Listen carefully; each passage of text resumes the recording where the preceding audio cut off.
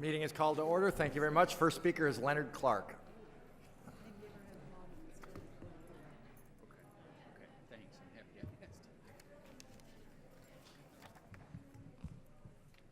Thank you, City Council. I know the mayor's not here, but I appreciate Councilman Waring and Councilperson Thelda Williams and Councilperson not Vice Mayor, used to be a good Vice Mayor, but the Vice Mayor's here. So thank you. There's at least 3 of you here, right?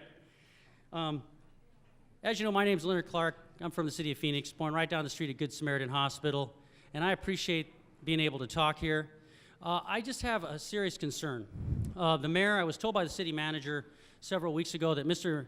Clark, we have citizens speaking on too many items on the agenda, and it is not a right for citizens to be able to speak at city council meetings, okay? And we're going to now start limiting citizens to 5 comments because we have a lot of other people with business.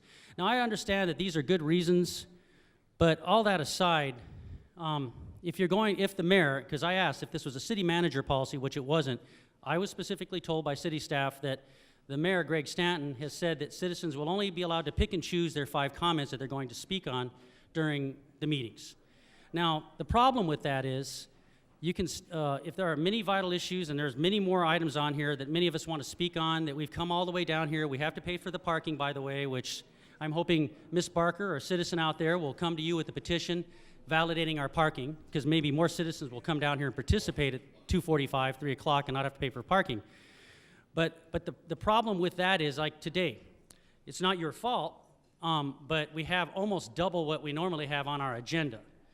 And by the way, I strongly support our officers because I see them every day out there, sometimes in the blazing sun, with their bulletproof vests, the firefighters. So I think that that's a very good thing. I support what they're here to do for. But one of my main concerns is because we have like almost double agenda items today, you're telling citizens, well, you just have to pick on these several items. You know, you could say, well, Mr. Clark, then if you want us to say, no citizens can speak at all, to be fair, we'll do that. No, I don't want that. I mean, we'd be the only major metropolitan city in the valley of over 4 million people, Tempe, Scottsdale, Glendale, that all let their citizens speak. I'm just saying that when you start limiting citizens to 5 minutes, you already have good controls on us. If I get up here and start using obscenities or screaming fire in a crowded theater, something like that, you would immediately shut me down, and rightly so. But the mayor, I disagree strongly with Mayor Stanton, and he says he's being transparent. And I'm a progressive, but I got to tell you, he's not acting like no progressive by doing that. So also on the city webpage, you state on the policy for all the citizens out there, millions of people, that citizens can come speak on items. But you don't say, well, you'll only have 5 items, and on a day like today, Mr. Clark, or any other citizen, when we have double the agenda items, that's just tough. You can't speak on something that's happening on your block because you want to speak on another thing. Thank you very much. Thank you, Mr. Clark. Next is Pat Vent.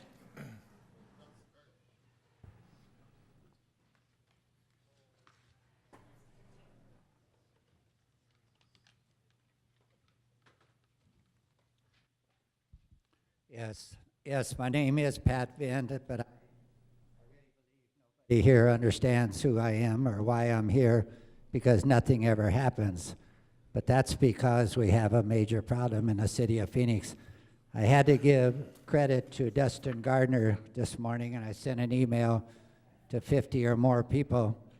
Budget sizes of city council staffs varies. There should be no reason for that.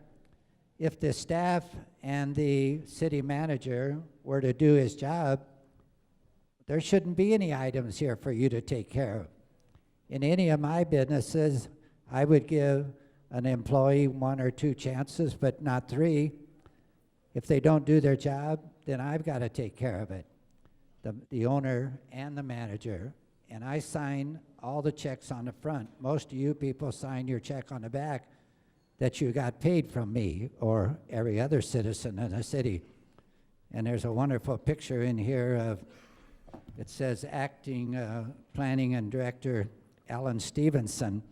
Why is everybody now just acting as a city manager or acting as a director of some department? In my little basket here on the front of my Scooty, it shows the departments in the city of Phoenix. There's so many departments that every department's got a director, assistant director, an assistant to the assistant director. And I got a wonderful word out of the store I was at the other day. I won't say, because maybe it'll back up and they'd find out. The person, I won't say man or woman, and mother or father work at the city of Phoenix as a temporary employee now because they say they can't hire them as full-time employees because they'll be able to spike their pension. And the worst offenders of that was the past two city managers. They should be ashamed of themselves. They were young enough, they could have stayed here another 20 years, but no, they took their pension, they spiked it, walked out with their pockets full of our money. The city of Phoenix residents and the citizens, every time you get sued for something or anybody, the citizens pay. And according to this article, Community News by Dustin Gardner, he really gets into the situation. He's got it listed here, how many employees each one of you have, and who they are, if they're legal or illegal. That's it. That's it. Thank you. John Rusnak.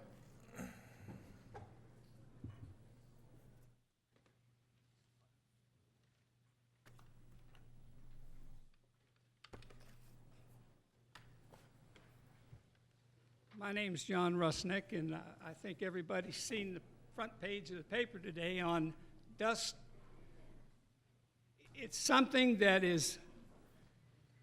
everybody should be concerned about because it's a health hazard, but it seems like nothing is being done. The city, the county, the state, and federal environmentalists have a different opinion on how much this dust hurts. But if we don't start somewhere and start one at a time and taking care of the dust proofing, it's never going to get done. Our children are going to have breathing problems. The seniors are going to have breathing problems. So what I have here is a newsletter from Councilman Waring. I'll pass it over here so you can all look at it. You can look at the wonderful dust over the city of Phoenix. It's terrible. So we need to do something. We have to really take care of the dust to take care of our children. Us old people, well, we'll just pass by the wayside. So thank you very much. I still urge you to do something against the dust in Phoenix here. It's terrible. Look at the picture. It shows it all. Thank you. Dee Dee Barker, did you wish to provide testimony as part of public comment today? Thank you, Mayor and Council. Dee Dee Barker. I'm in District 7, and I agree that we do have a dust problem. The newspaper today was explaining that pretty fully. Well, whenever we get the winds, it does go up, but I find it interesting that MAG is always saying, well, you know, it's not our fault, it's Mother Nature. You know, we've had accidents outside of Phoenix, but still, it affects us. The traffic from Tucson to Phoenix, and it's, 50 miles or less from here? But we should have been planning like a type of a fence or a type of vegetation to curb that kind of dust so that it wouldn't impact the trucks and cars who have terrible backups. It's one reason why I'm for looking at alternative transportation and even a big major project, a high-speed train from Phoenix to Tucson. And the other thing here, I've sent a letter, didn't receive a response except Mayor out of your office, which is an automative that the Arizona Republic would see my email. There are other people that can see it also if they put a public records. The city holds for a month, if you send to the council districts or to the mayor in the computer so that is of public knowledge, the different type, but you need to send it to the different councils, not to the individuals. And what I want to say about this is this still, in what I have researched, not in line with the open meetings law. Furthermore, when you talk about transportation or anybody, and it's just not the same people all the time that do come here before you. This is general public talking about items. But the city is the grant recipient for transit. And by federal law, you need to hear and consider what the public says. So not only are you in violation, because this isn't a meeting when you don't have a quorum, and the public comment, you have watered it down, so there isn't that.